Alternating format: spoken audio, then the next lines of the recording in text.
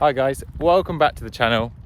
What you're about to watch is a brand new video that I've just finished editing for a new series of mine called Weights, Mate and Mental States. I've come out here today because it's spring, it's lovely, the weather's fantastic. Got the whole family here.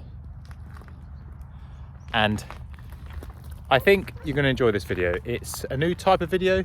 It's more of in a podcast style. The topic of the video is recovery, because I've got 4 friends, we all lift weights, we're all mates, we've all got mental states, and the one thing that we have in common is that we all need to recover. We're getting on a bit, and so I thought I'd start at maybe the back end of the whole workout topic, but it was an interesting video. I was really pleased with how it went.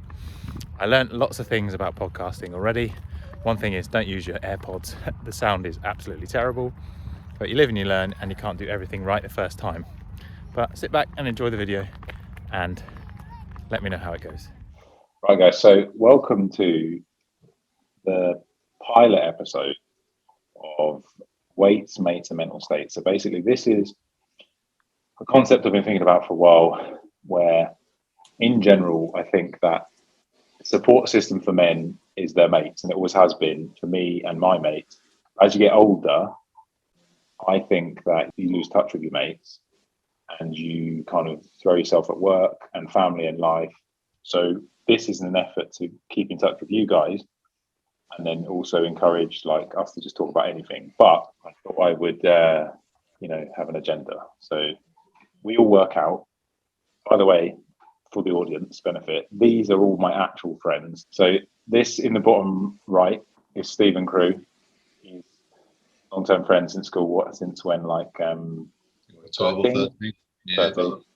Right, and then Paul Rennie is another very good friend of mine. We've known each other since probably about 10, maybe younger. Yeah, something like that. And then top left is Adam Robson, another good friend who I've known probably a little bit longer than Rennie, right? Since Yeah, maybe about like I 5 think or about 6. Horizon 5s, yeah, something like that. Right. So that's kind of just who these guys are. So they're my actual mates. We all do weights, and we've all got some sort of mental states. Hence, where I thought this name of the podcast, let's call it. It seems weird to start at the end where recovery is the topic, but because we all train differently, I thought let's all touch on a topic where we have some familiarities but also share differences. So maybe to start, Rennie, do you want to say, how do you train? Like, what do you do? Weights, running, etc. Just like in general. For me, I kind of have a variation in what I train. So my priority is always going to be sport. So for me, that's Muay Thai, snowboarding, and skateboarding. So, for me, flexibility is obviously like a big thing. But, for me, my training's got to be about conditioning and basically for performance, I think. All right, cool. So to keep it short, you do weights. Your CV is kind of martial arts, right? And you're conditioned, right? So next question is, what is your training frequency? How many days a week do you train? 6. 6 days a week. Okay. And then how many years experience do you have lifting, exercise, and sport? 20. 20 years. Okay. And then how many was martial arts and weights? I started doing martial arts when I was about 4, and then I think I started lifting weights probably in and around about 15, and then I started taking it seriously about 16 when I wanted to get better at snowboarding, basically. Okay, thanks, Ed, for dropping your camera. No, that's it. So, okay, no, and the other last thing I was going to ask you is, what is your goals, if you have any? I know you do. So, like, is it fat loss, maintenance, improve your lifts in any way? So, have you got short term, medium term, long term? Just break it up. Short term is probably fat loss, just because I think I've put on a bit of lockdown weight.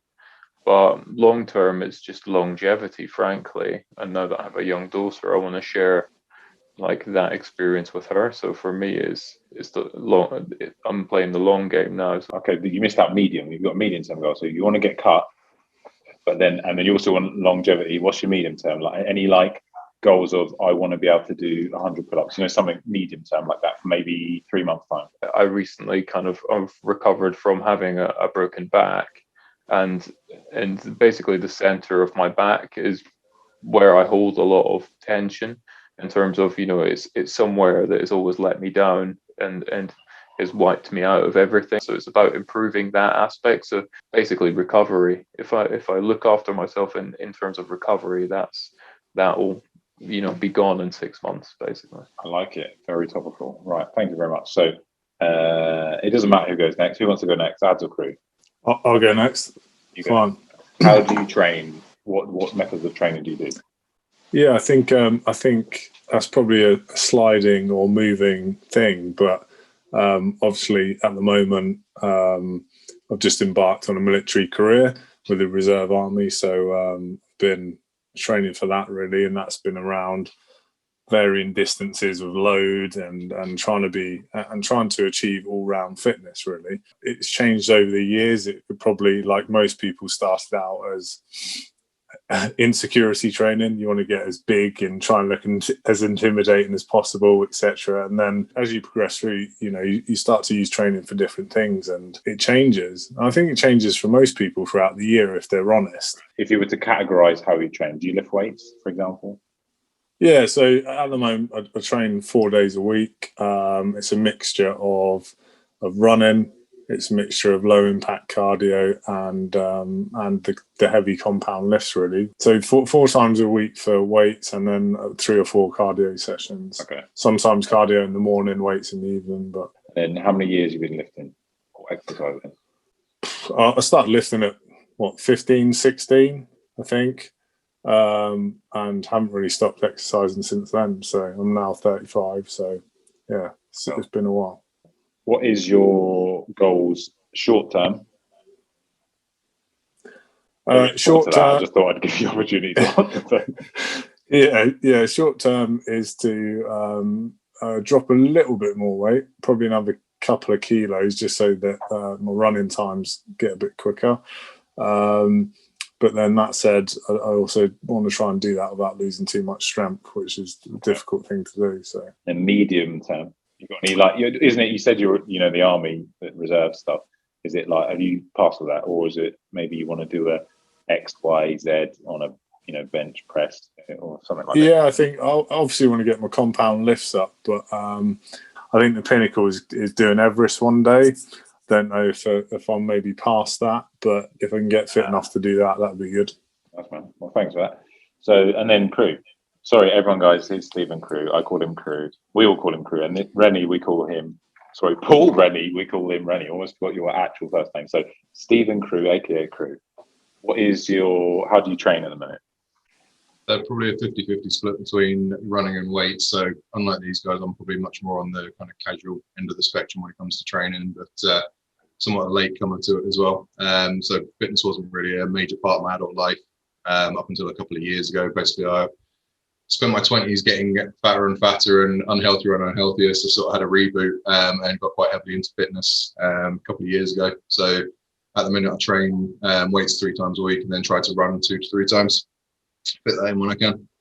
So your experience is basically 2-3 years?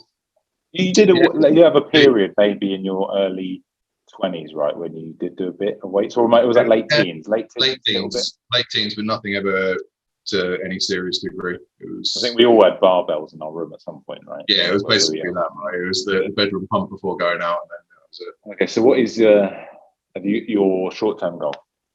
Short-term goal is to find a kind of healthy balance, find maintenance. So I've spent the last couple of years dropping weight and kind of getting into training. I don't think I've yet found proper equilibrium yet.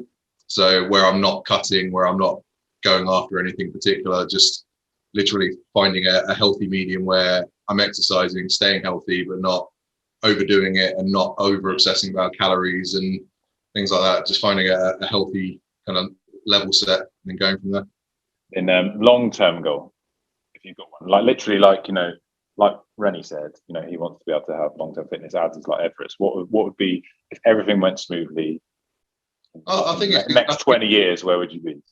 Exactly like Rennie says, long-term fitness. One of the main drivers for me was having kids, wanting to set the right example, wanting to be around for them as long as possible, but also be functional for them, as ridiculous as that sounds. So coming from a place of quite unhealthiness, being able to do stupid things like going rock climbing with them, going out on like a micro scooter with them, things like that, that doesn't come easy when you're carrying a load of excessive weight. Like being able to do that for as long as possible with them is kind of my main motivation, main driver, main long-term goal. I think just staying as able-bodied as possible for as long as possible.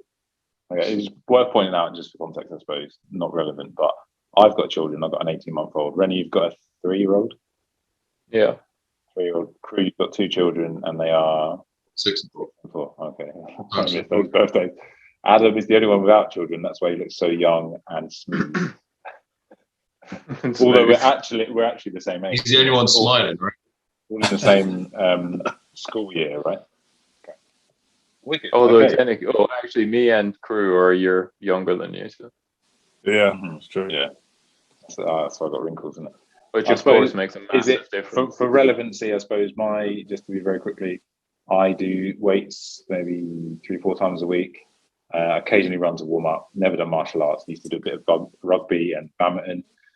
Training frequency, as I say, 3 to 4 times a week. How many years experience lifting? I probably started lifting weights in my bedroom at about, I don't know, about 16. Gave it up to found drinking and smoking for a couple of years.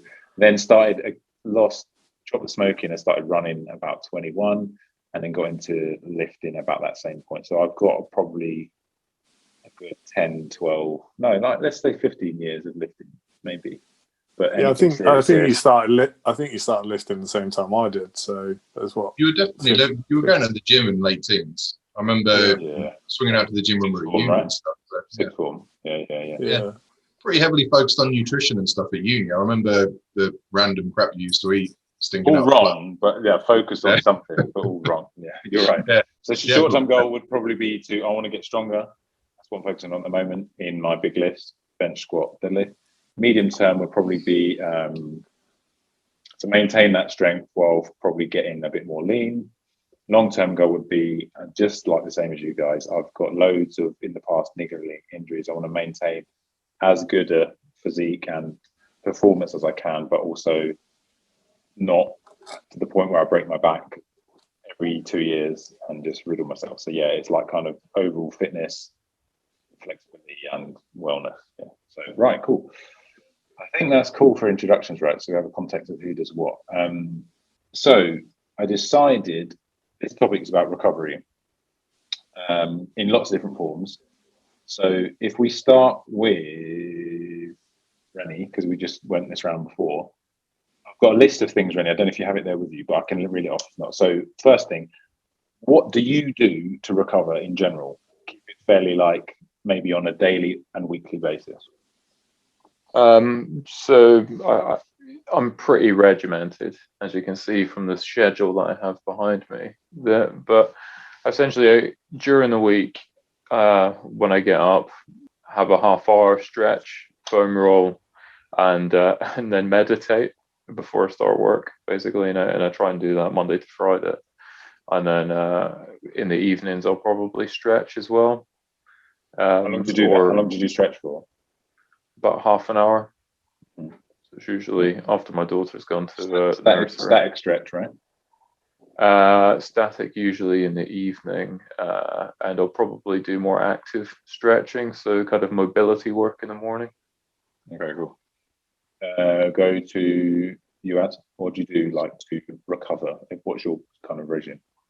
Yeah, I think recovery. So quite lucky. Obviously, as you mentioned, I don't have kids, so once every 2 weeks I go and see a sports therapist, get a big loosen off. I'm also quite lucky that my lovely wife also gives me a lot of soft tissue type, like loosening off on the quads and stuff like that. So it's quite good. So yeah, I'm pretty. I just have to point out, I'm not laughing at you, Ad. I'm laughing because Rennie's picture just changed to him playing baseball, and I don't know why. So I'm quite. You see me again? Yeah, I'm quite lucky in terms of that. In terms of like nutrition, hydration, I've noticed has been a big one for me. So making sure I get loads of fluids in on off days makes a massive difference. and then just basic nutrition. Really, I tend not to eat what I'd call crappy food that doesn't agree with me. Pretty regimented with stuff like that. I still do obviously incorporate the odd sweet treat here and there, so I'm not 100% nutrition Nazi. Ultimately, sleep's a big one as well. So, like, sleep's a big one. Yeah, that makes sense. I was laughing because there was a few taboos that we addressed that we wouldn't touch on, and somehow Ads managed to mention one of them in Nazi. So well done, and it was in context, so that's allowed. Anyway, cool. Okay, right. So, crew, what do? You say you're relatively new to working out now, but I want to say basically, I don't think you're less of experience than any of us. So, what you've got to say is. I mean, that said, I mean, Rennie's talking about how regimented he is. Like, my life outside of training is quite heavily regimented, but when it actually comes to training, I am a lot like slacker than you guys. So I don't do any foam rolling. I don't do any static stretching or anything like that. Like, recovery for me, if I go out for a longer run, I will come home, have something carb heavy, have a shower, refuel and kind of sluice off that way. But I mean, after training, it would be a somewhat protein heavy meal. Outside of that, not really a huge amount that I do. I don't think I train to the sort of volumes or intensity where I need to be seeing a sports therapist or anything like that at the minute, to be honest. Like, I haven't had any niggles or injuries yet. I mean, I guess it's inevitable sooner or later, right? I haven't. Well, it's not smart training, so maybe you're training smart, so that's all good. And it's probably the injury side of things, probably just testament to the fact that we've beaten ourselves up incorrectly for several years. So as long as you train right, you won't get there. But me and Ads, as you know, and Rennie have with his back and stuff, we've all hurt ourselves, but over training. So yeah, you're well on the way to keeping. Yeah, that's the thing. I mean, I really do try and listen to my body. Like, if anything starts griping a little bit, I'll tend to ease off it. I'll train around that. I won't hit that muscle group. Or if like being going heavier on the runs, I'll like my knees start getting a bit sore. I'll ease off for a couple of weeks, things like that. So just listening to my body and kind of accommodating what it's telling me rather than trying to kind of brute force the recovery and keep on doing it. I don't have like a set program or set like regimen that I'm trying to stick to or anything like that. So it's kind of being flexible with my training would probably be the best part of my recovery. Does that make sense? That's good. I think an important part from your perspective, crew, as well, is that you've had the added benefit of not training. So, like, you trained a lot by yourself, haven't you? Whereas, like, I think when you first start out lifting, and especially at a young age, you get into ego lifting, and that's when a lot of your injuries occur, where you're just lifting weight you shouldn't be lifting. Yeah. And me and you had shoulder injuries, right, Ads, because we're lifting with the bigger boys, and it was always like trying to match the dumbbells and stuff. And I had a shoulder injury for ages, and I know you had as well, right? Yeah. And I basically did a little bit of kind of just Googling, maybe just before this meeting, just to see in general what people do, like top athletes do for recovery. And one of them, crew, the repeating theme was a carb heavy meal after training. So that's a good point that you mentioned about, you know, a carb heavy meal. And that's I do that, but it depends how I feel, I suppose, in terms of what my stomach's set with. I think I need a bit more time before I eat something huge after dinner. But at the moment, I have more emphasis on eating quite a big meal 2 hours or around that before I train. So I'm not generally that hungry after. Whereas before, I used to train fasted for quite a few years, and I was famished, like proper hungry after meals. So I'd whack it down. I've started trying to eat something small before training and have something, particularly if it's going to be a longer run. Then even if I'm not feeling particularly hungry, making myself eat something fairly soon after it. Otherwise, I start to feel a bit jittery a few hours after. But like proper low sugars, right? Yeah, and Ad's called it well. I think sleep and hydration are two things like I've always underestimated the importance of. I mean, you know, like how little I used to sleep and stuff like that, right? Like, I mean, it makes a huge difference both to how quickly I recover, how I feel, the progress I make, and everything like that. But also just how inclined I am to actually train. Like when I haven't had a decent night's sleep, if I've been like going a bit hard on things, I'll find myself like sat there in between sets, just like thumbing through things on my phone for 3, 4, 5 minminutes rather than actually just cracking on and getting things done. So productivity takes a hammer as well as everything, right? So. I suspect that the message of sleep will be the overall finishing point in this chat, because I think we've all found the same. Sleep is a massive thing. So, like, you know, for me, like, I will never miss, or like, even if I'm tired, won't miss a workout, won't miss the studying, I won't miss those things, because if I do, if I'm tired, like that's when it gets me. I'm just like, the back of my mind will just be like, well, that just wasn't good enough. Yeah, I think I've got a weird one. It's a bit of a weird system. It's not a weird system. It's quite important to male hormonal health, and it's actually supported by endocrinologists. So it's like, if you're reaching a point with your training, and I don't know how to say this for the likes of YouTube or a podcast, where you're not waking up in the morning and certain things aren't working downstairs. If that's not happening, then your hormones are out of whack, and it's normally because you're training too hard. And it's just a nice little test, like to ask yourself, if that's not happening regularly, then you're probably hitting the training too hard. That's a good point, man. I want to do another video on my channel, and also maybe another chat with you guys about fertility and the effect of stress on it, but I won't cover it now. But that's a good point, and I've never really thought of that. You do feel better, more up for things, including sex, right? When you've had more sleep, so it must really affect your hormones, like your testosterone, which must affect your lifting, right? In theory. Yeah. It's the same thing, and I think anyone that's done a cut or a substantial cut notices the thing, like your sex drive tends to drop off. Everything tends to drop off if you cut the calories way too harshly.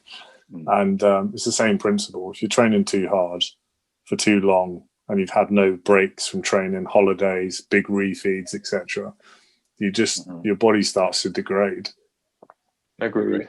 It's probably partially maturity, but it takes confidence to take time off, whereas you're like, oh, it's because it is ludicrous, the way you will kind of somehow accept the way that your mind plays tricks on you. It's just like, well, if I don't train today, I'm just never going to be shredded. It's just like, you can have a day off. It's a huge hurdle, I think, that I took many years to overcome, is less is more. And I knew all these things. Like for me, do you remember when we used to eat like muscle mags, and they'd be like, this whole workout can be done in 45 minutes, and we were like, nah, fucking bullshit, because we were training with people that were on gear, and we were training for like an hour and a half to 2 hours, and it was like, you literally, if you walk out the gym and you're not battered, then you weren't stimulating enough. But I've only literally found recently, maybe 3 years, that less is definitely more, and I can make progress while doing less.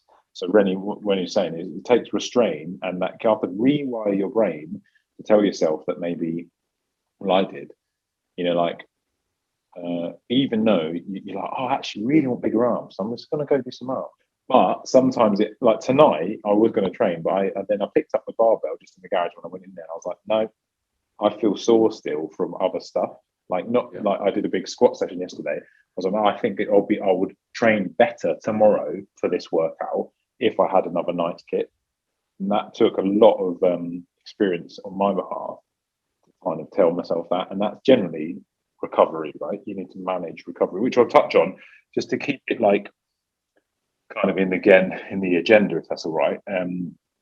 So I've got a list of things and I was just going to ask what you guys had. Yeah, I just wanted to add to your point. I think there's a time and a place for every approach, though.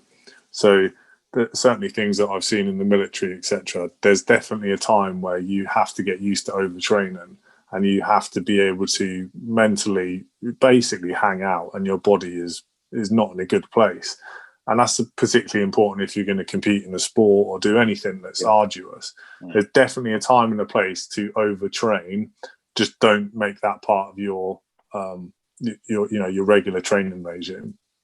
You can't have peak levels of mental stress for ages to break, and I think your body's the same as that. Yeah. But to go in and out of that state is quite healthy. Yeah. I mean, it's mental fortitude, I suppose, right? Yeah. But I mean, like one thing that I do despise at the moment, particularly in kind of fitness culture, is that like bullshit hustle mentality. Yeah, no days off. You don't need sleep. You got to train. Like all these people are on gear. Like what are you gonna say? All these people don't have a fucking job. Probably get up at about 11 o'clock and have about 13 hours sleep. So it's not realistic.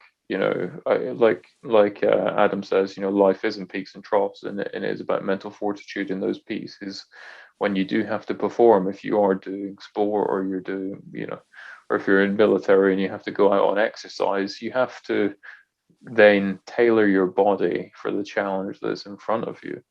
And that might also be hardening your mind, but you can't make your brain bulletproof. I was going to say, like, Rennie's talking about hardening your mind for like arduous times. I think you nailed it as well, though, Ross, like softening your mind and actually being forgiving with yourself when you do need to take times off from training. Yeah.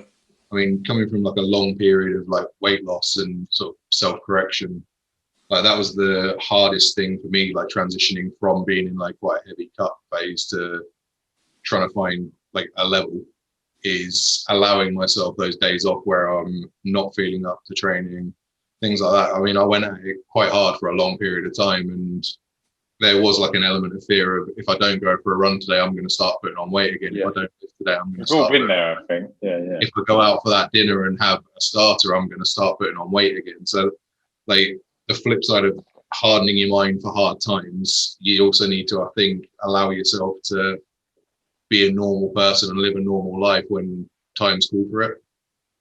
I think that is actually where you need your mates, because if you're in that kind of state, like crew, like you were saying, the only reassurance you're going to get from literature, if you're going to go and research that, is train, diet. You're not going to get the ease off the gas pedal. So I think that's where talking to people who are experienced or can just tear you to pieces because they know you, that's where that is going to work, because like your family's probably going to say, well, you can have one, I don't care what you look like. Because we can all talk about it, you can just be like, well, don't be a fucking moron. Of course you can have one Domino's pizza or whatever. It's not going to just shatter the hard work that you've put in over a long consecutive period. It's because we've literally, I think, because we all do have, I think, because of the way our lifestyles are and how maybe we're at a level of fitness, all of us, that we must all have a level of fortitude, right? That's quite high, maybe than the average threshold, because you need to organize your life, right? And you need to also have that mental fortitude to push yourself through pain, and then maybe get up and do those workouts you don't always want to do, but you feel good after, right? The benefit. So we're all wired like that. And then so it's difficult to then unplug that part of your brain, as I think Crew has said as well, to say, listen to those micro signals that say, I'm really sore. Because normally you're slapping them back, going, shut the fuck up, do that bench press, do that squat, push through it, right? And it's hard to kind of find a balance, but I think it comes with experience, right? Well, also not even just listening to your body, but sometimes, like we say, life gets in the way, right? You might have a particularly busy work day, you might have commitments you've got to go and do in the evening. Yeah. You can get to a place where you're trying to squeeze in a training session at 10:30 at night when you should be going to bed. Like, it can become quite unhealthy. So, I mean, as I said, my short, medium-term goal, whatever you want to call it, is finding sort of a healthy balance where it's not just a focus on training, it's not just a focus on nutrition, but I'm also balancing that with work life, home life, getting enough sleep, things like that, like trying to become more rounded. So, yeah, I mean, that was mind, body, whole. Yeah, so it's what Rennie said there, like, resonated with me about like conditioning your mind for what's coming up. Like, I think conditioning your mind for your long-term training environment as well, not overdoing it constantly, is as important as actually doing it constantly, I think. Yeah, and I think to add to that, your drivers really dictate the message of that. So if you're getting in the gym at night because you're absolutely paranoid that you're going to look a certain way, or almost body dysmorphia, that you're going to lose size, or you're not cut enough, or there's a wedding coming up and you need to look more shredded and all this sort of stuff. If your drivers become not actually because I want to train and I want to improve on, I don't know, increase of weight or times or something that's measurable, if it's purely just an insecurity, then that's when the balance can get out of whack.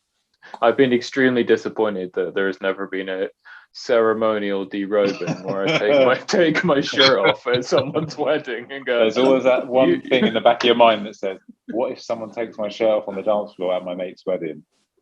What's going to happen?" No, it's a good point, Ads. It's a good point. Like, it's not always about vanity, and I think nowadays I certainly, there is an element of vanity to it because I think it's nice and it gives you confidence to feel good about your body. But I do it a lot to de-stress. That's how, like lifting weights and working out. I think all of us can probably agree with our hectic lives and stuff that working out is for massive de-stress purposes for me anyway. But right, guys, if it's okay, I was going to ask a few. So I feel a little bit drunk. I apologise. What is your experience with? Right, we'll go round. Okay, so physio and deep tissue massage, Rennie. I've had quite a lot of experience with it. Okay, let's maybe should we say let's give it a score out of 10. Of effectiveness. Let's say that. So physio, deep tissue massage. 10. Massage. It's 10. Okay. Excuse me, you can tell I've had the drink. Okay, 10 for you, right? So it's very effective. Yeah. You've used it. Okay, right. Ads. I've used it for both preventative, so prehab, and a rehab, and I would say that it's good, obviously, for rehab, but I would say it's far superior for prehab. If you can make sure you're getting loosened off before things become a problem, it's much better. Oh yeah, so we tell the wife. Yeah. Okay, I just think it does. Where would you score it on effectiveness? Where would you score in effectiveness, or importance in your recovery regime? I'd say a 10. It's really important. Cool. All right, you crew. Have you ever had any opportunities to do any physio? Literally the only massages I've ever had have been spa ones, and I hate them. Literally hate them with a passion. I find them horrendously awesome. Okay, cool. For me, I've needed it in the past because I've been injured. So again, I haven't used it as prehab, so I should have.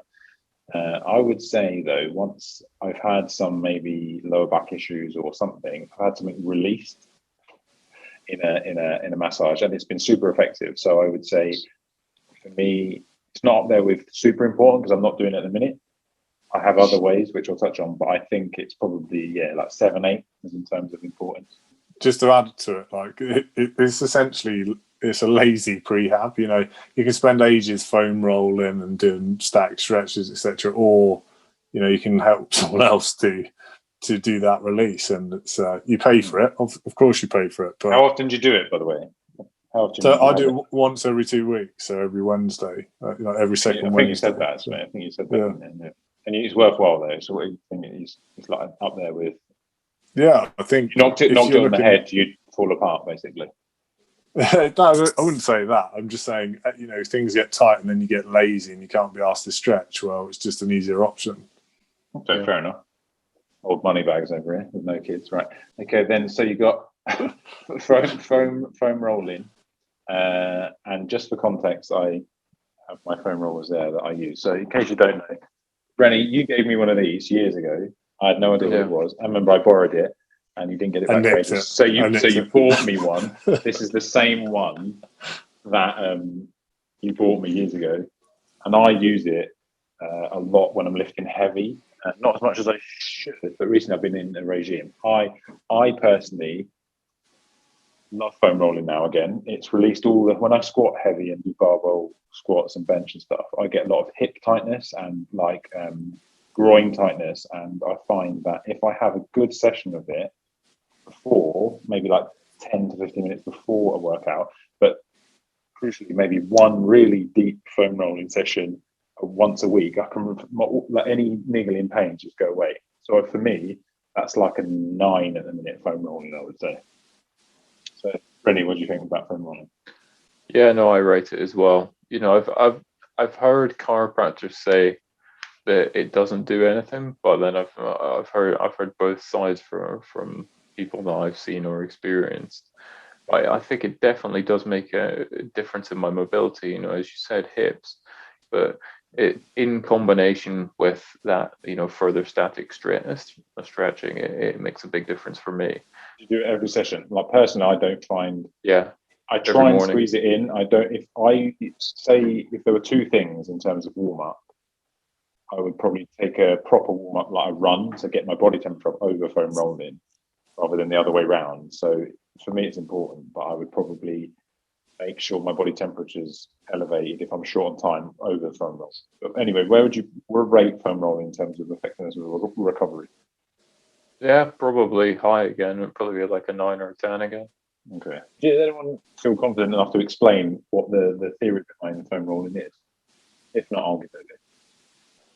Yeah, so obviously myofibrillar release, as it's called, is what foam rolling is all about, and it. My understanding is it utilizes that stretch reflex. So your body has like safety parameters when a muscle tightens up, and it thinks that the length of the tendon, the length of the myofibula, which is the muscle sinew or fiber, is only allowed to go a certain length because it's in danger mode. So if it's been injured, torn, had any sort of stimulus put through it, it stays in. And it's literally like a piece, a measurement. So say your body's only going to allow that to go 30 mil or whatever it is in measurement. And by applying pressure to the middle of it, it confuses both ends. So you put that pressure in, and this one gives off because it's been shortened up, and it thinks I need to make that 30 centimeters, and that one gives up and it's been shortened up. And then when the pressure's gone, you've got a slack fiber again. Lose the muscle, right? Okay. Yeah, it's essentially, same way muscle friction massage works is the same thing, but you're tricking your body into thinking that it can go further because you've shortened the distance that it can do. Okay. So I don't know, something to look at is the Gorgey, I think it's called the Gorgey stretch reflex, and that works in a similar principle. So obviously we all have pelvic muscles which can do the splits, for example, but if I asked you all to do them, we'd all have varying degrees of flexibility, but they're all capable of doing the splits. The only thing that's holding it together is that stretch reflex, and that's all controlled by your central nervous system. So as we stretch, the body basically says, this is safe, I can go a bit further and a bit further and a bit further, and it's the same thing. If anyone's interested, listeners, if you look at a sliding filament theory, that will tell you all about how stretching works within the muscle. Cool, thanks, man. Crew, do you have a foam roller? And I do. I've not ever used it for recovery after weight training. One thing it's absolutely huge for me on is running. I get quite like sore knees after running. Big thing for me is IT band. So I've found that foam roller in like down from my hip down massively improves like recovery when it comes to like running. If I've got like particularly done more distance in a week than I normally would, I can find my knees getting quite gripey, and you can almost like feel the friction in my knee down the outside. So yeah, foam roller in that like is an 11 out of 10. Feels good afterwards, right? Like loose to get no pain. Yeah, you can physically feel the difference. Like if I flex my knee after a long run, I can, like I say, feel the friction. I can actually feel things like rubbering. Foam roller, and then afterwards it feels free again. So just night and day.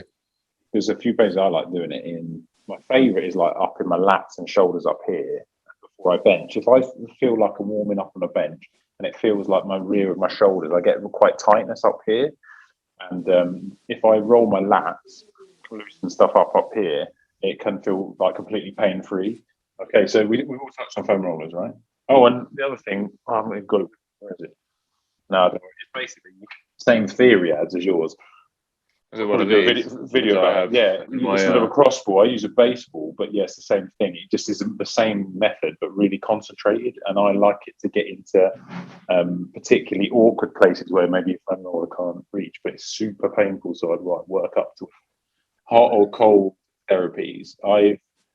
I'll quickly say my experience with this is basically when I've had injuries in my elbows from like overlifting, I've used it as a last resort to overcome pain. So I've blasted it with really hot water in the shower, give it a stretch, and then cold, and then do the same for about 5 minutes. I think it helps, but I'm not sure. But loads of people love the whole kind of hot and cold therapy. Some people use it in isolation, so they'll only do cold therapy. So straight after a workout, they'll use the cryo chambers and cryotherapy, which I think is, I haven't known of any of them being near where we are. But then there's saunas as well and stuff like that. So, Rennie, what is your experience with like hot and cold therapy? I've used the car therapy chamber a couple of times, and you know the physio or chiropractor, sorry, like that I've used before, just said, you know, don't bother with heat, just use cold.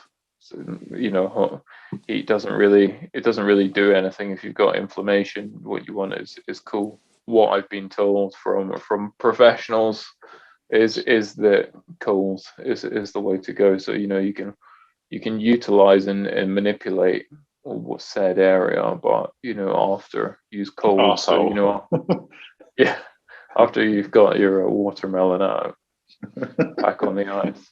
Okay. So you've used it and you'd rate it. What as a necessity? Where is it in your recovery regime? Say it doesn't exist unless I've really fucked up, basically. But I know it does make a massive difference. I think that post training I do bang out a bit of Wim Hof cold showers.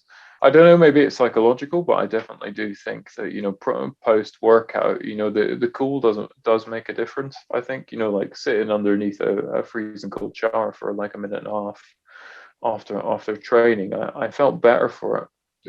And I was gonna if that would actually count as cold therapy, but I was going to say I do that after a long run or after I've been particularly heavy on the weights.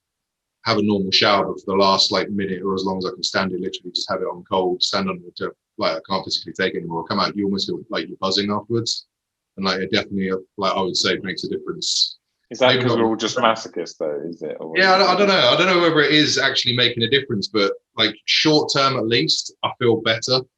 I've got a green bin in the garden that I get in the mornings. I haven't been doing it a lot lately, but I would say in terms of the mental health side of that, it's definitely a big one. Sorry, can you put that in context? Definitely far gone. I know what you mean, but for people listening, you getting it filled with ice after workouts, right? You just said you're getting your green bars in the green bin in the morning. Yeah, apologies. I don't think she does that. Yeah, she does. Right. So I like the smell of rubbish on the morning. Right, so I brought a 340 litre, which is much bigger than your standard green bin, 340 litre bin, filled up with water. You can't really use it through the summer, but in the winter, obviously, you leave the water in there, add salt, and it's bloody cold in the morning, essentially. So you get in, and it's the same sort of Wim Hof thing. So you do that when you get up or after you train, or you just do it straight in the morning? The reason why I started playing around with it, though, was because I'm not a coffee drinker, and I heard that it's a good way to start your morning. There's actual neurotransmitters that are released, etc. And I can actually vouch for that. If you want to feel super awake, super focused, I want to get things done, it does make a huge difference. I had a friend of mine at the gym who actually said the same thing. He actually went through loads of mental stress and had to go see a cognitive behavioral therapist. But one of the things he told him to do was really cold showers every morning instead of coffee for that reason. So Rennie, where would you rate your? Oh no, you've already done it, right? You said you can take it or leave it, right? The cold therapy baths. Yeah, well, actually, I was probably being more specific to, icing something, but in terms of the cold thing, I do actually do it quite often, and what Adam was saying there, it's that's another reason as well, because like I said, I train at lunchtime, so I think getting some freezing cold water on your body and waking yourself up again gets you back in the correct mind frame to tackle what you've got coming ahead. So you rate it, right? Where would you place that in a necessity for your recovery? Well, I think if you could talking recovery about niggles and injuries, 100% I ice stuff as soon as it gets inflamed, just because I'm used to being banged up all the time. As we both are. I know we've both had shoulder injuries where a bag of frozen peas is just a standard norm after a workout. I used to have normal peas that we'd eat, and then a manky bag of peas that had been defrosted several times because it had been sitting on my shoulder. And that would go in and out of the freezer. But it's great because it molds to your things, right? Yeah, so, and it definitely does help. The next day you don't have, your shoulder's not as banged up. And my experiences with combat sports, it's the same thing. It's strange. We're taught that as a kid to put a cold compress on stuff, aren't we? And yet we forget that that's actually, if you put cold on stuff, it makes swelling go down, and it definitely does work. So, and it's the same for all trauma in the body. If you put cold on it, it works. For injury, so let's call it is recovery, I suppose. General recovery, I don't do it. I don't like cold showers. The shit, they make me feel angry, and I start swearing when I do it. When it's really hot and I've been doing that in high intensity cardio or something, I will do the cold thing that Crew said about a cold shower, maybe for 30 seconds, because it just cools your body temperature down very quickly. But in terms of recovery, I just always have a hot shower or a bath. I think when I'm beaten up, especially now I'm training in the garage and it's really cold, a really hot bath after training makes me feel awesome, like really relaxes me. I think it also kind of maybe soothes my muscles and makes it feel like sort of like There's a weird science to that. So like obviously heat exacerbates inflammation. You know, that's one of the things in the body. But I don't know if anyone's read or heard about heat shock proteins. So heat shock proteins, which happen when you're in the sauna, and they do happen in terms of an extremely hot bath, actually are sent out in the bloodstream to start repairing things. So it's like accelerates that recovery process. So there's swings and roundabouts there. You know, you can have a hot bath and maybe that does exacerbate your inflammation or your soreness or your DOMS. But you know, for about 3 or 4 hours after, you've got them heat shock proteins running around your blood, you know, repairing stuff. So this, you know, the science is out on that. I find if I have a hot bath or a hot shower, like a really hot one after I've trained, I come out so lethargic and like I just can't be arsed. Like particularly if I've gone for a run in the middle of the day, trained in the middle of the day, if I have a hot bath, hot shower, I'm done for the day. At that point, it is like literally just like go nap on the sofa. But cold shower has the exact opposite effect. It basically resets me, like good to go. But you saying about hot baths on my off days, like I can't ever have a hot bath on a day when I've trained, but on days when I'm like DOMS, you feel tight, like physically DOMS, right? I find myself craving baths at that point. Like, I mean, my wife was joking, like, since we moved into this house like 2 years ago, I think she's had one bath and I probably had 100, because it is like on my off days, like the thing that I find myself craving on a night if I'm particularly sore. Alone like, time. like the scented candles and crack on. Yeah. No. I feel you. Like once I've had a bath, it's like I feel like I can go sleep better, and I just feel nice, and like it just everything sort of relaxes a bit. Have you ever tried Epsom salts in your bath? Yeah, I do actually. Yeah, I put them in, and I think they psychosomatic, whatever, but they seem to help. I remember from a young age, my dad was very active in shape, and he swore by having baths after he played squash. He'd always come in and have a Radox bath. Like he would like that's what he'd do, and I don't think until we got much older had any injuries. So maybe it helped. Do you think then heat increases DOMS or helps it? If you're not injured, I think heat for me is better than cold. Like I would take a hot bath over a cold shower. Also, there's a mental aspect of it. Like I literally feel myself relaxing, and I breathe deeper, and I maybe give myself 10 seconds of deep breathing. Like being a dad's stressful, isn't it? Right, guys? And then so it's like I literally go, and I feel much better. And maybe it's just time to myself, but maybe it's the hot water, maybe it's the whole shebang. But I think but I've never was a fan of baths in my 20s, but now it's nice. Hot baths for kind of relaxation, recovery. And then the cold shower is like a safe, almost like resetting myself after a workout rather than getting lethargic after having like a hot shower or a hot bath then. Yeah, man. I hear that. Right, so a couple other things just on it. So, weird one. Has anyone, rather than go round, has had experience with acupuncture? I have, but I'll ask you guys first. Rennie, have you done acupuncture? I think you're muted. Classic. Okay. Fuck me. Okay. I know. Oh well, that's all right. Go for it. Yeah, no, I haven't tried it, but I was in the car the other day thinking, I might actually give it a go, just out of curiosity. You know, I've heard good things, but I've never had it done. Have you done it? Yeah, I had it on my rotator cuff injury. Yeah, it seemed to work. I had a problem on this left trap associated to that injury and seemed to release it. That's the only time I've ever played about with it. So it just was instant release, and it went from being tight. Yeah, it was like a burning sensation, and then it did help it loosen off a bit. The thing is, it was parried up or joined up with soft tissue massage, so it's hard to say which one was which. Yeah. I wouldn't rate it. It was horrible. My experience was I had a very sore groin, and I booked a physio appointment at a physio I'd been to before, and I thought, this is going to be awkward because it's right in there, right by my bits. And I happened to get this really attractive woman, and whether it's because she looked at me and was like, I ain't fucking getting in there. She was like, right, okay, we're going to do some acupuncture. Have you used it before? I was like, no. Do you like needles? No. I'll keep an eye on you though if you feel a bit faint. And then she gets this needle takes the cap off it, sticks it, in the tiny sinewy nervy bits right around inside your groin, like up here, right? Mm. She put one in, and then she would drill it in and then flick it, and I was like, oh, fuck. And it was already painful. And she put 3 more in, and the last one, it must have hit a nerve or something, because it went right to my head, and it wasn't a good pain, and I had to nearly scream. And she started flicking it as well, took it out, and she was like, "How do you feel?" And I was just like, "Yeah, great, thanks." Next day, not better at all, and it just increased my fear of needles. So I would not rate it at all. In my experience, it was horrible. But maybe it was because the muscles were too small. Maybe with a bigger bellied muscle or something, it might be better. But I would not rate it. I didn't like it. But then again, I don't like needles. So, right, next one is, I don't even know how to say it, but this kinesiology tape. How can we say that? How do you say it? Kinesiology tape.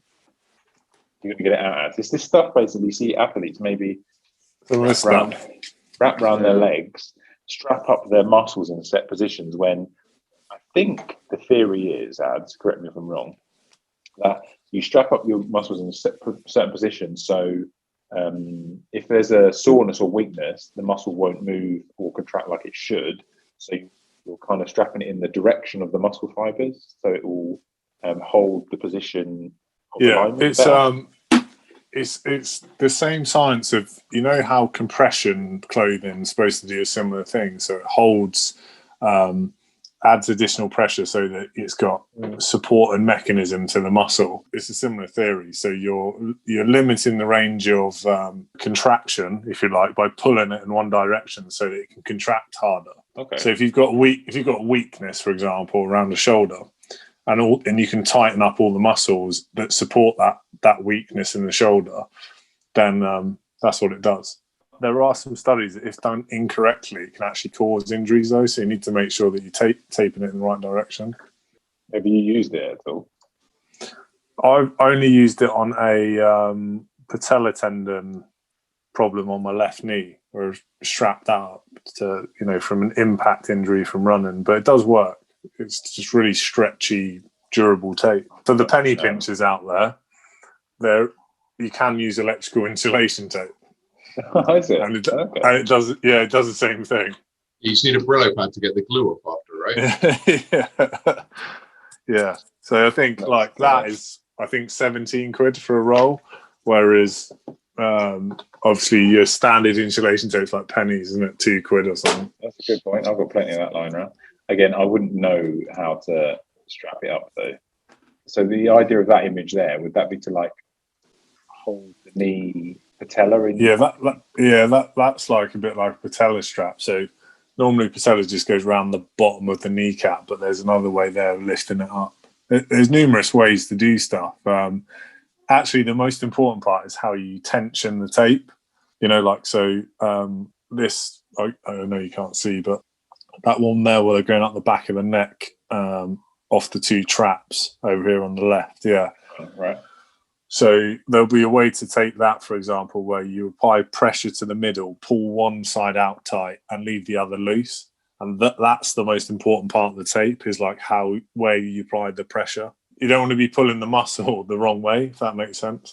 I've not had any experience with it, probably because I don't know what to do with it. Well, I suppose it would be wherein, maybe if I liken it to something, maybe like an elbow sleeve or a knee sleeve. I've used those before when I've lifted. It sort of supports the joint, right? Is it a bit like that? Yeah, it's similar to I think if you've used them neoprene supports, feels a bit like that.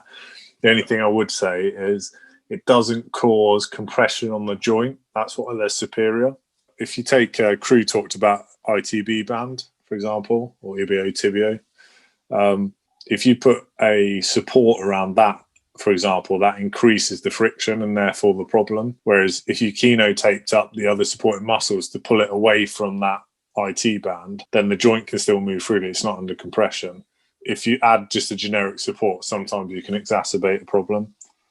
Everyone loves WWF knee pads, so it seems like it's probably really only geared towards, someone who's performing at the highest level, and it's win, lose, or draw. They must have to participate. So therefore, it's like, sticking scaffolding up the side of a building, isn't it? Really? Yeah, I think that's how I see it as well. It's like, I thought it was kind of a bit gimmicky, like a new fad. There were so many people got on board. You saw some people maybe in one of the Olympics, can't remember which one, several years ago, using it, and then it was like, oh, people just started selling it. I was like, oh, whatever, it can't help you that much. But I suppose if you're right, if you need to play rugby on a weekend or something for your team, and you've got a fucked up knee, it could really help. That's a good point. It can definitely help. Like I've used it on my feet when I was like first getting into running. I've got like quite high arches on my feet, and I was finding like after running, I was getting like quite dull pain in my arches, just from basically like the repeated impacts, like flattening my feet out almost. I remember reading a guy that basically said, get some socks which have like a compression band in like the middle of them, but also tape your arch up, and made like a massive difference to me. I think as I lost weight, it became like less of an issue, and like as my body like customized, but like at first, like I suppose it's like your foot's like this shape, right? And if you're constantly slapping the floor, it just provides like a small extra amount of support. It was like a noticeable difference. The only thing I used to hate, I had to shave the top of my feet. I got like hairy hobbit feet, which I had to shave my feet before putting the tape on. That's probably like the most disgusting downside of it. But it can make a difference. Like just from that, like you say, scaffolding, kind of structural support side of things. Funny, man. No, that's a good point. Actually, I might have to give it a go one day. I might even try. I've got a little bit of an elbow pain from doing the way I low bar squat. I think transfers weight down into here, and I wonder if it would help, but probably not. It sounds like it's maybe better adds in a repeated movement situation like running or something like that, right? Okay. I was really skeptical, honestly. I thought, like, what the hell is sticking something on the outside of my skin going to do to something musculoskeletal? Like, I was really skeptical about it, but surprised by how noticeable a difference it was. I didn't change my trainers right off the bat, anything like that. It was like same shoes. I originally started taping. It made probably 80% of the difference. Got like some fancy running socks, and that made like the rest of the difference after that. But I don't know how much of it was just general adaptation that like fell into that as well. But yeah, I mean, night and day. Like the first few times I did it, like the difference afterwards, it wasn't like that kind of dull. Oh, I don't really want to walk around pain anymore. It was manageable after that. I suppose if it helps you manage the pain to get through it and get a workout done, then that's a good thing, right? Because you then can proceed with your goals as well. Because you could have effectively just gone, okay, I'm not going to run for 3 weeks or more, and then set you back a bit. So I suppose if it gets you through that period of pain to recover. Short-term crutch, yeah. I like you're saying, I think it is scaffolding for like a temporary solution. Like you wouldn't want to be doing something where you're relying on it every single time you're training, because if that's the case, then I'd say there's something deeper wrong that needs to be adjusted or fixed rather than that. But if it's something it's good for rehab. Like physios use it a lot to give you confidence back, because when you've had a shoulder injury or knee injury or even a back injury, for example, to go through the full range of motion on an exercise, you're very apprehensive when you first do it. And so it gives you that feeling of tightness without being so confident that your shoulder or your back's going to go again. Like you can get clicky shoulders, can't you? And you sort of then compensate by doing a slightly different movement. Yeah. That's cool, man. Okay, so I put this in recovery because I think it's more preventative. It's like face pulls and rotator cuff stuff, preventative exercises. It's borderline recovery topic, but I think like for me, I used to get every 6 months a shoulder pain, and that was because I wasn't doing enough external rotation until I found out about doing like a lot of face pulls and rotator cuff stuff. Me and Ads, when we were young, we used to lift heavy, and then for about 2 months we'd be doing all of these, external rotations because we thought, we've got to strengthen this up. But really, it should be preventative, I think, because you're keeping the shoulder strong, right, and allowing it to move properly. So for me, I think that is quite high. At least I would train probably external pulls, like a face pull or something, twice a week, I would say, probably for me. So I think that's up there as like a 7 in terms of recovery. But what about you, Rennie? I think to be honest, I've always been quite holistic in that kind of facet of my training and my like weightlifting. So I've always kind of basically tried to train everything of equal measure. So I think, with that in mind, like, I've always been conscientious of making sure that biceps. 6 days. of arms, both the front and back. Basically, I've always been conscious of making sure that I hit everything, front and back, basically. And so fortunately, touch wood, that's the one few thing I haven't made an arse of, is I've always kind of tried to make sure that everything is well balanced, that I don't kind of disrupt those kind of things. So any particular preventative exercise you would recommend, that you would say, if you wrote me a program, what would you put in? Well, there's two. I mean, you make a good point over like face pulls for like rotator cuff, or bent over what do you call them, flies and things like that. Because people just focus on kind of you're either pressing or you're doing lat raise or something. I think everyone can be humbled when they do Y raise. When you're lifting 2 kilos up, might be. Yeah, you might be pressing like 45 kilos dumbbells up, but then you've got about 3 kilos. That's when you're doing Y raises. No one wants to be seen doing Y raises. And then, secondarily, I think I can't not rate things like pistol squats. Yeah, unilateral work is really kind of where the focus and the balance really kind of shows. But I mean, unless you are doing the 5-day chest plan, then you should hopefully be all right. And like you said, just throwing these small things in will get you back on track very quickly. So upper body Y raise, lower body like pistols or single leg stuff. Right? Yeah, unilateral work. Yeah. What about you, Ed? I think face pulls, I do them quite regularly. But the most important thing that I've added in was actually something I saw on a Joe Rogan podcast, which is hanging on the pull-up bar. It sounds really simplistic, but it's helped my shoulders, my lower back, everything. It's just doing sets of hanging. Hang for as long as you can on the pull-up bar. Just keep hanging. It's really good for your shoulders. From your knob, right? Yeah, and, if you want to get into the evolutionary science about, how if you look at a chimpanzee's shoulder joint, etc., and obviously us being from that ape lineage, our shoulder joints work best when they're in that hanging load. It's really healthy for the joint. I've heard it's actually can be good for your back and spine and hips and stuff, right? Yeah. How long do you hang for? Until your grip completely goes. I do it kind of probably 2 to 3 times at the back end of the workouts. I just throw them in really. Time varies, but I think anywhere from a minute to 2 minutes, something like that. You're just holding on for. And you're trying to do small movements, like pull the scapula back, let your shoulders go all the way up to your ears, etc. Like really just play around with the movement a bit, but let your shoulders essentially come right up, right up. Don't try and control them. Crew, did you say you've done it? You sort of interrupted it wasn't even something I'd thought about when you were talking about things like baseballs. It didn't even cross my mind as like something that fall into this category, but I kind of stumbled on it doing like hanging leg raises and stuff like that. I now do it anytime after I've done a session where I've done like heavy amounts of like rows and bent over rows, things like that. I find I carry quite a lot of tension in my back. So like the session after that, I'll start it off just by hanging literally, like as we're saying, just until my grip goes out. Do that like 3, 4, 5 times. Like after that, I just feel like properly loose, properly limber, and like everything from my shoulders down my back just feels much better. It's something I've found that makes a huge difference for me. And I just kind of stumbled on it doing hanging leg raises. Okay. What about the experiences with? I've called it smart programming. So that is RPE, which I think some of you might know is rate of perceived exertion.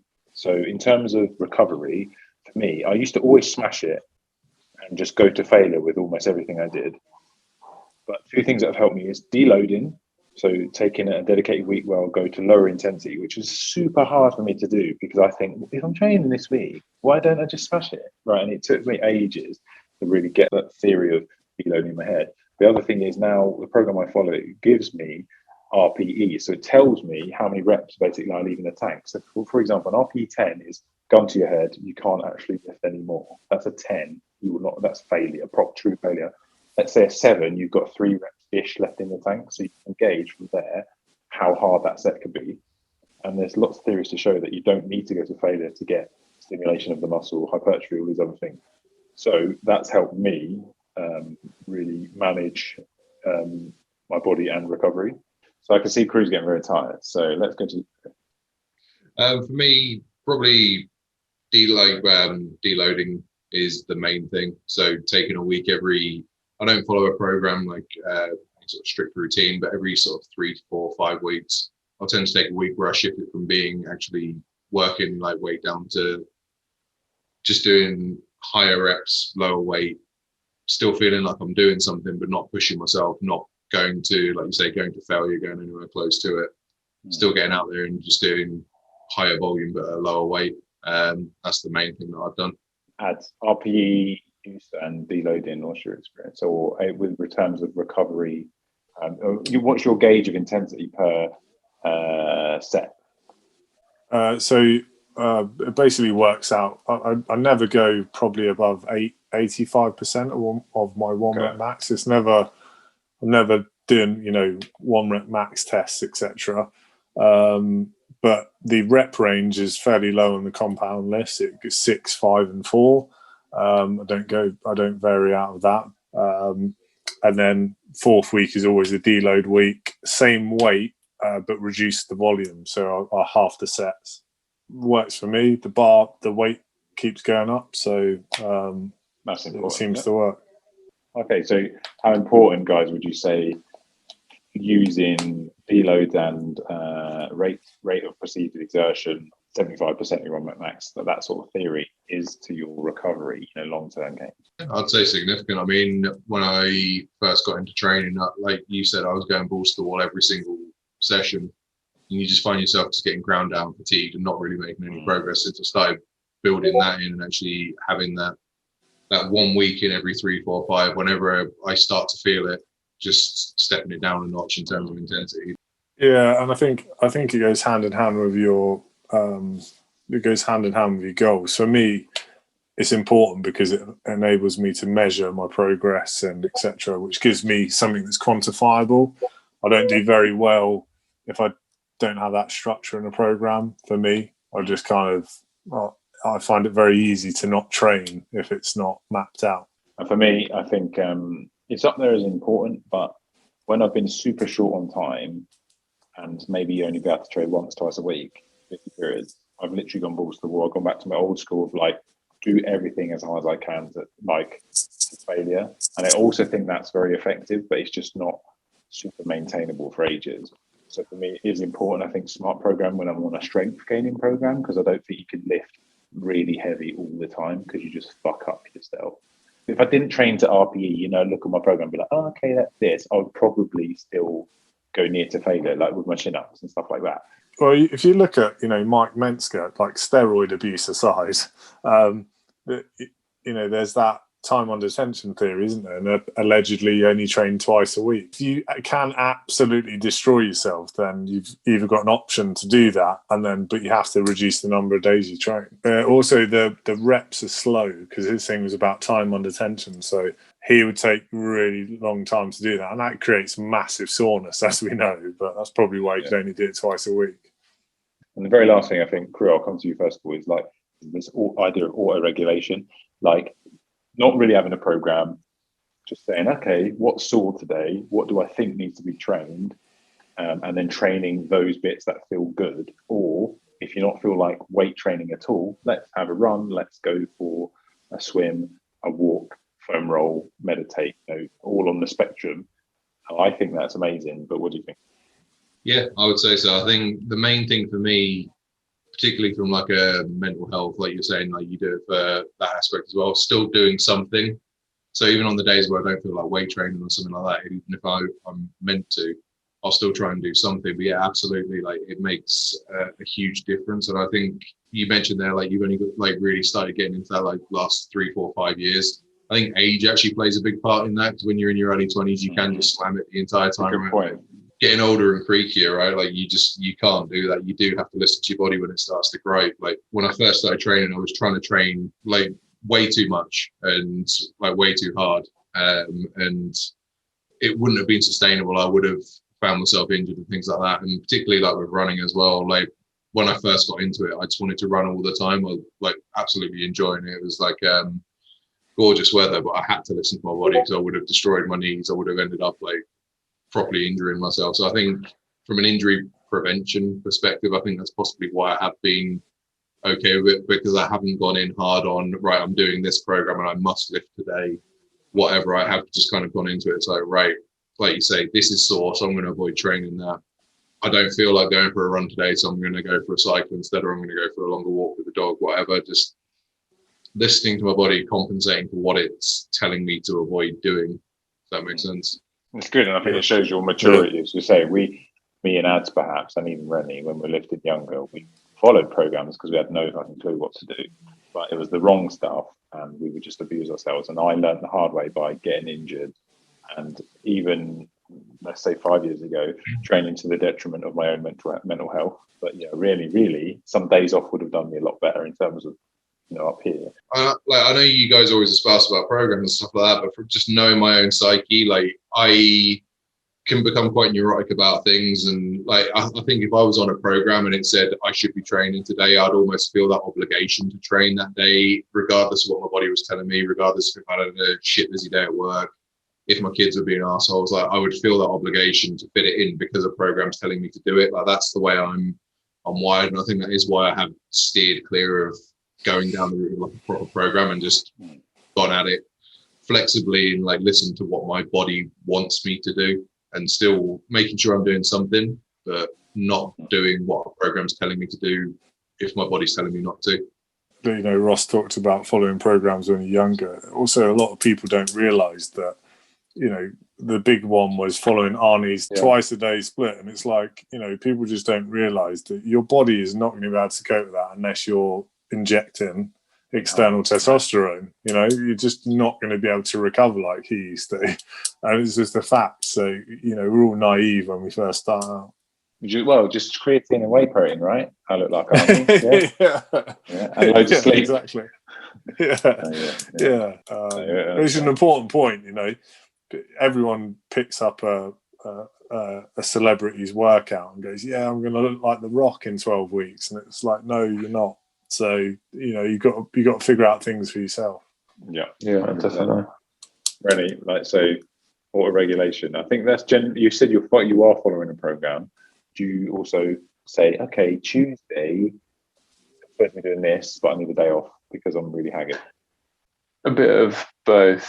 I'm wired like you, crew. So when the Bible has been written, you follow the Bible. But frankly, if you're just too busy with work, and I've literally got 40 minutes, and I can't train any other time than lunch, then I can't do that session. So that's why I've got that spin bike there, is so that I'd be like, well, fuck it, I'll just bang out a bit of spin bike. And then I can either mix up my sessions later on in the week. You either can throw in some compound lifts later on in the week or just not fucking bother. I mean, for me, frankly, I find lifting weights a bit of a chore most of the time. I don't really enjoy it that much. Right, you're getting ejected from this meeting. See you later, Rennie. Compared to current situation, being under lockdown, but hitting the heavy bag and doing some air bike sprints and stuff like that, and doing proper making you feel sick, enduring sweat sessions, for me, I enjoy that way more. I find that fun, whereas I think the waiting around with weightlifting I actually find a bit boring. It sounds like you do have it dialed in. You use this sort of idea of auto regulation quite well. So I think that's all the list of things I wanted to actually talk about. So the last thing I've got in bold is, what two things would you choose to recover over anything else out of what we talked about, or something else? Ads, what two things would you say are your two must-haves in recovery? I think I'll go with the soft tissue massage, and you talked about the auto regulation, but knowing when to take a day off, even if it's not in your program, is probably the biggest part of the skill set. That extra night's sleep, or even, this is an important one, an additional refeed day if you're trying to lose weight or cut or something like that, is a diet break. If you feel you need more food, just eat more food, because it just, long term, you just start grinding yourself down. Okay, cool. Right, Rennie, what two things?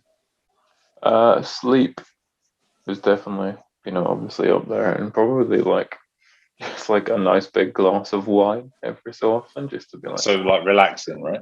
Yeah, just actually just something that defers you and puts you in a state of repose rather than just constantly being actively thinking about everything else. Just relax, something to enjoy and savor. It's good, man, because we hadn't actually touched on that as a method of recovery, but that's a good point. And that's I think I mentioned before we started this meeting to crew, you weren't here, but I had a bit of a tough evening, so I drank, and I don't normally drink that much, and I needed it, and it's actually really, I feel really chill now. So you're right, Rennie. I think a good drink in moderation here and now and again can really help the overall recovery process, because you sort of simmer down, you get stress free. Crew, two things that you would say. Yeah. Sleep, same as the other guys. I think sleep is key, and I think it's something I underestimate for a large portion of my life. I think the main two areas where sleep actually more so than like physical recovery, where I feel if I don't get enough sleep, mental health, like I can find myself feeling quite depressed if I'm excessively tired, and that has a knock-on impact on my willingness to train, how hard I train when I do actually train, things like that. So not talking about physical recovery, but like your kind of dedication to your training and how much you get out of it. I think it has a massive impact on, but also nutrition as well. Like coming from a place of like extensive weight loss, I find if I'm tired, I'm way less inclined to eat clean. I just want to eat crap, eat whatever's there, eat something quickly, versus if I'm well rested, I'm much more able to kind of stick to healthy eating and go and actually make something halfway decent rather than just making something quick. But yeah, the other thing would be nutrition after exercising as well. I underestimated that for a while. Refeeding after a run, even if I don't really feel like eating, making sure that I eat something. Same after training. Normally where I've ended up training has been later in the evening. So I've normally eaten with the kids by then, weight train, and then find myself going to bed and into the stomach. I've started trying to eat something, even if it's fairly small, after that. And that's making a noticeable difference as well. Rather than waking up just feeling completely depleted, I wake up actually feeling okay. That's cool. So sleep and nutrition. And Sleep it's funny what nutrition. you sort of said on, touched on just at the end there, is like something I used to neglect as well. If you think about how important nutrition is in terms of refueling your system and your body, we're asleep for like 8 to 9 hours, and then you're not eating. And I know that's the whole word the word breakfast comes from, but it's Jeff Cavalier, again, athlete next to it, said, like, look, you're asleep for hours. Why wouldn't you put something in your belly, so it feeds muscles so they can do most of the repair? And it is important to get some nutrition before bed, I think. That's cool.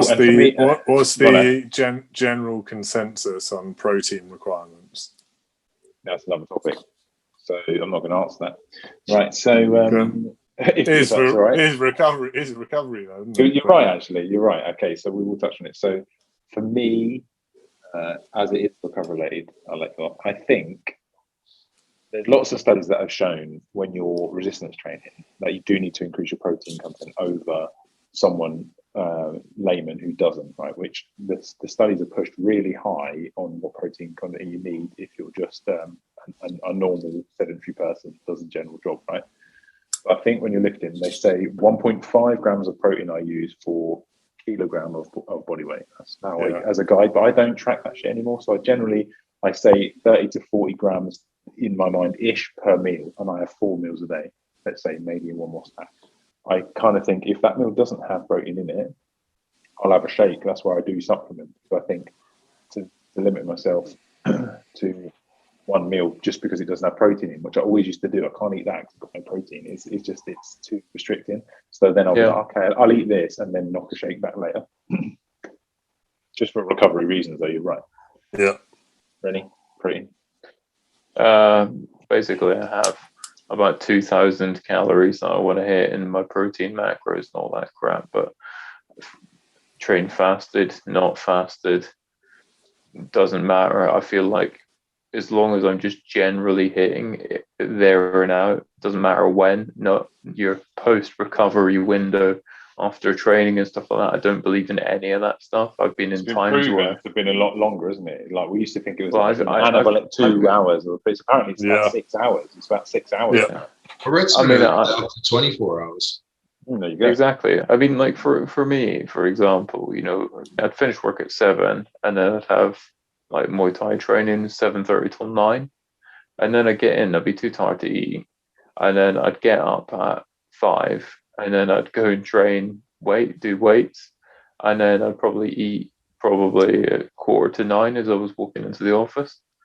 So I'd fasted that whole time, out of necessity rather than anything else. That didn't make a difference.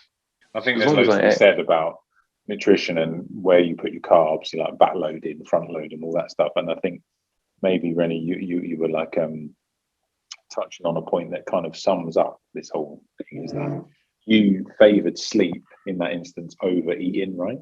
And Yeah. that again, I think we all agree is one of the most important things. I think for recovery, for me, my things are listening to your body, so same as you agree, auto regulation, staying stress free, relaxing, but also trying to sleep as much as you can, because it can really, just as you said, change how your next day is. And even if that could be from having a shit day, you've got no sleep, to not training at all, your eating goes out of whack, all these things. But if you had a good sleep, you could train, you could eat well, and it just generally helps the whole system, doesn't it? So they're the two things for me as well. But I'm conscious, crew, that it's quite late, and you look like you've turned off the lights. As your missus like told you shut the No, they just go off at 11 o'clock. Oh, you've just got a nerdy house full of clever tech, right? Okay, fine. Anyway, yeah. So for me, sleep 8 to 9 hours and auto regulation. But that's all I wanted to cover, guys. Unless you guys want to talk about anything else, it's yours now. Just talk about recovery. No? 1 hour and auto asphyxiation. No. Right, so stop recording. I'm going to stop recording, right, guys? Yeah. Right, thank you. Right, layers.